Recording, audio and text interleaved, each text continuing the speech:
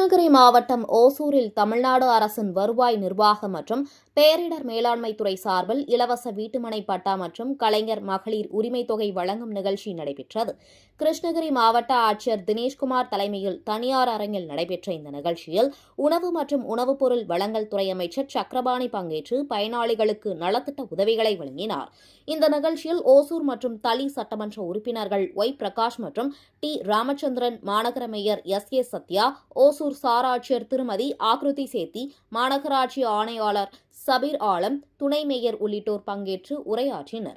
நிகழ்ச்சியில் பேசிய அமைச்சர் சக்கரபாணி, முதலமைச்சர் மு.க.ஸ்டாலின் தலைமையிலான திமுக அரசு பொறுப்பேற்றது முதல் மக்களுக்கு எண்ணற்ற நலத்திட்டங்களை செயல்படுத்தி வருகிறது. இதனால் தமிழ்நாடு அனைத்து துறைகளிலும் முதன்மை மாநிலமாக விளங்கி வருகிறது. முதலமைச்சரின் உத்தரவின்படி மாநிலத்திலேயே கிருஷ்ணகிரி மாவட்டத்தில் 85,711 பயனாளிகளுக்கு இலவச வீட்டுமனை பட்டா வழங்கி சாதனை படைத்துள்ளது என்று அவர் பெருமிதம் தெரிவித்தார். இதனைத் தொடர்ந்து ஓசூர், பாகலூர் உள்ளிட்ட பகுதிகளைச் சேர்ந்த 410 பயனாளிகளுக்கு இலவச வீட்டுமனை பட்டாக்களும், 650 பயனாளிகளுக்கு கலைஞர் மகளிர் உரிமைத் தொகை ஆகியவற்றை அமைச்சர் வழங்கினார்.